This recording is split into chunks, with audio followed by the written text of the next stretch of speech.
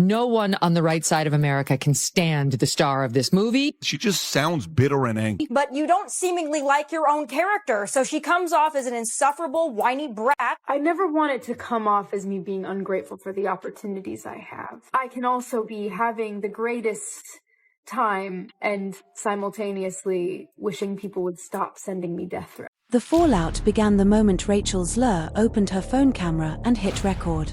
What was meant to be a heartfelt message, a reminder to fans that she was still standing strong despite the hate, quickly spiraled into what many are now calling a full-blown public meltdown.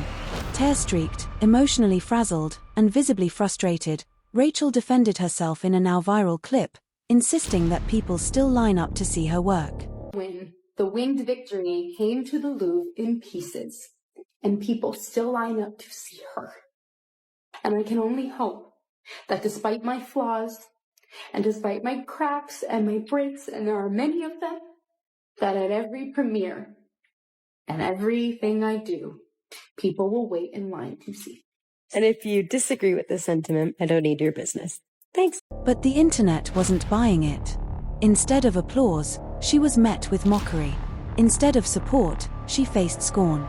And instead of sympathy, the video was passed around as proof that Rachel had finally cracked under the weight of her own controversy. Rachel Zegler is extraordinarily woke, but she's woke in a way that's quite deranged. I truly do believe that. There's something wrong with her. She's disturbed, she's unhappy, and she thinks it's about feminism and the patriarchy and about abortion. But the reality is she's just not stable, like the majority of people in Hollywood. They're just not stable human beings. I would highly advise that you boycott this film, no matter how much your children love Snow White. Within hours, hashtags like #SnowWhiteFlop and #ZeglerMeltdown were trending. TikToks, memes, and parody videos flooded every platform, turning her emotional plea into the internet's latest spectacle. Excuse me. Your curtain. Please allow me to help. Help? From you? I didn't mean to offend. I just thought you should know that That I should know what? That some privileged white guy thinks his opinion matters? Get over your entitlement. I'm not some damsel in distress waiting for you to ride in on your high horse. Do you want me to keep it short and cutting like this, or expand it into a more detailed, headline-style sentence, e.g., mentioning box office numbers or critical reception? Snow White, budget $250 million, box office $43 million. Oh, but it's only been 2 days, give it a chance. No, I'm not going to give it a chance. I'm not even talking about that number. Because like all the flops are unsurprising at this point. Something is going on behind the scenes with almost every major animation, video game, and movie studio. That they're doing this intentionally or something. I don't fucking know. I'm not even going to talk about this. People are like, oh wow, Snow White flopped. Who is surprised? You cast arguably the least genuine, most out of touch, and disliked person in our industry, and our industry is Hollywood. And the bad guy is Gal Gadot. Opening weekend numbers were nothing short of catastrophic. Snow White scraped together a meager $45 million, a figure that might have been acceptable for a modest indie release, but for Disney, and for a legacy princess title no less, it was a disaster. By comparison, The Little Mermaid, despite its own share of controversy, still managed a $95 million debut. For Snow White to earn less than half of that was a glaring signal that something had gone terribly wrong. Audiences didn't just stay away from theaters, they actively tanked the film online. On IMDb, the score nosedived to 1.6, making it the lowest-rated movie in the platform's history. That's not just failure, that's cinematic infamy. And while box office analysts scrambled to crunch the numbers, fans were busy re-uploading old clips of Rachel Zegler, clips many believe doomed the movie long before it ever hit the big screen. I'm a narcissist. The original cartoon came out in 1937, and very evidently so. Okay. There's a big focus on her love story with a guy who literally stalks her. Yeah. Weird. And then it became like, I will elbow everyone out of the way to play the part. That people will assume is a love story just because like we cast a guy in the movie, right. Andrew Burnap. All of Andrew's scenes could get cut. Who knows? It's Hollywood, baby. I say, if I'm going to stand there 18 hours in a dress of an iconic Disney princess, I deserve to be paid for every hour that it is streamed online. And we absolutely wrote a Snow White that is not going to be saved by the prince. She's not going to be saved by the prince, and she's not going to be dreaming about true love. She's dreaming about becoming the leader she knows she can be. Footage of Rachel openly mocking the original Snow White began circulating again. In one now infamous interview, she dismissed the classic as weird and outdated, even laughing off the idea of a prince while insisting the remake would be proudly non-romantic. At the time, Disney framed it as a bold reimagining of a beloved tale. But in hindsight, critics argue her remarks didn't sound like modern progress, they sounded like outright disrespect. There was an in-depth piece, like a behind-the-scenes piece, talking about how they've been in a full meltdown about this girl for a couple of years now, and how they had her tweet out like a little, "Yay, Snow White, can't wait, so excited, I love to play her." And she did it and got like millions of views, and they were like, "Good job, Rachel." And then she, like minutes later, followed it up with, "And never forget, free Palestine." They flew an executive, one of the producers, out to go visit personally with Rachel Zegler to say, "Could you please take that down? Because we understand you can have your political views, but those aren't really helpful while you're trying to build an audience for a movie. Maybe you could save them for like your diary and your friends, but like maybe not, maybe just take the tweet down." And she wouldn't. And then they had to hire a special media consultant for her to follow her around all the time and make sure she didn't continue shitting on Snow White and the prince and young love and women who want to get married and Steven Spielberg, the executive producer of her previous movie, and white people who she claims wanted to know if she was really a Latina on her first movie. After all, she wasn't just playing any role, she was playing Snow White, a character beloved for generations.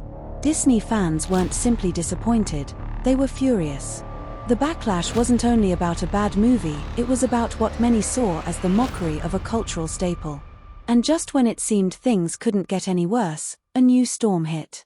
Political commentators seized on Snow White, reframing it not just as a box office misfire, but as a loaded cultural statement. Alright guys, I watched Snow White, so you don't have to. Let's get into it. Now first things first, Snow White gets her name not from the fairness of her skin, as we obviously know Rachel Zegler would be a miscast in that sense. Instead, she gets her name from surviving a snowstorm. Her father and mother are king and queen to a utopian communist society. I'm not joking, guys. Everybody shares and is mindful of what each person is getting, and we spread our resources evenly, which is where this idea of fairness, as Snow White is the fairest of them all, is really presented in the film. Soon, the phrase communist undertones began surfacing in reviews and Reddit threads.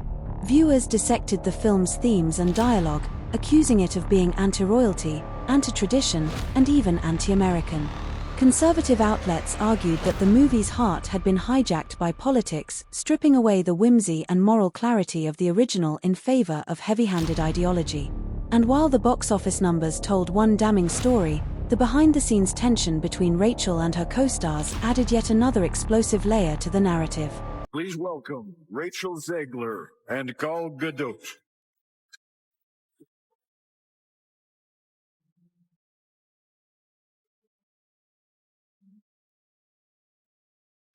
Visual effects push the boundaries of what we see on screen. Their work makes the impossible seem possible. With breathtaking ambition, they create magic that wraps its arms around our wildest imaginations. Here are the nominees for Best Visual Effects. The public's first real glimpse of Rachel Zegler and Gal Gadot together since the controversy spoke volumes. There were no warm glances, no shared laughs, no posed pictures. Gal, who plays the evil queen, kept her distance, arriving separately, posing separately, and, according to insiders, making it clear beforehand that she didn't want to share press time with Rachel. One source put it bluntly, Gal has been actively trying to avoid any further association with this project, especially now that the narrative has shifted so dramatically. To the public eye, it looked like a quiet but unmistakable disavowal. Meanwhile, Disney's traditional audience, the one that might have once carried Snow White to box office glory, had already walked away. Parents who grew up loving the original were vocal about skipping the film entirely.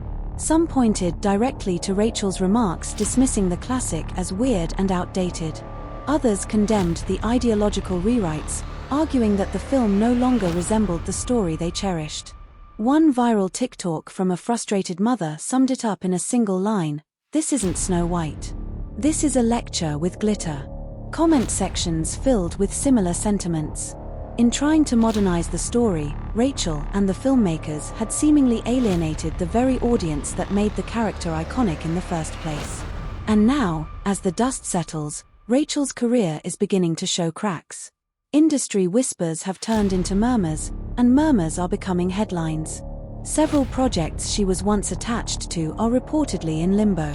Studio insiders, speaking off the record, claim some deals have been paused entirely. Roles she had been shortlisted for are rumored to be quietly recast. One executive reportedly labeled her a walking PR hazard. With no A-list stars stepping in to defend her, that label may stick. It's a sobering turn for someone who, not long ago, was billed as Hollywood's next big thing. After West Side Story, Rachel's lure was seen as a fresh-faced darling, charming, talented, and just edgy enough to stand out. Snow White was supposed to be the role that cemented her status for a new generation. Instead, it has become a cautionary tale. Between the film's disastrous reception, the resurfaced interview clips, her mounting unpopularity, and what now looks like a very public breakdown, the industry is viewing Rachel differently. Even those who once rooted for her have grown quiet. Other Disney stars, normally quick to support a fellow princess, have said nothing. Not a single public message of encouragement. Not one tweet. Not even a vague Instagram story. For a star who once had Hollywood at her feet, the silence is deafening. And when you pair that silence with growing concerns about her emotional stability, the picture darkens further. People aren't just questioning her judgment anymore, they're questioning whether she's okay at all. As her future projects hang in limbo and her name becomes more synonymous with controversy than with talent, it feels as though the It Girl glow has faded far sooner than anyone expected. In its place stands a harsher spotlight, one that's only getting harder to outrun.